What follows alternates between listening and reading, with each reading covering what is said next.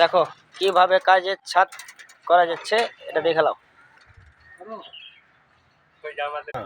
এটা হচ্ছে কোম্পানির, বক্সিস দিবে একটু পরেই ছাদের মালিক।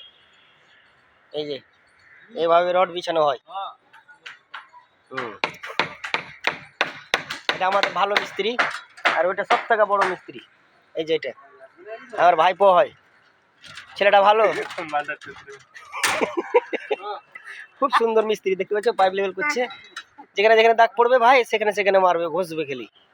ছেলেটা বেশ নাইস কাজ জানে। নিচ্ছ করো কইতে বলছে,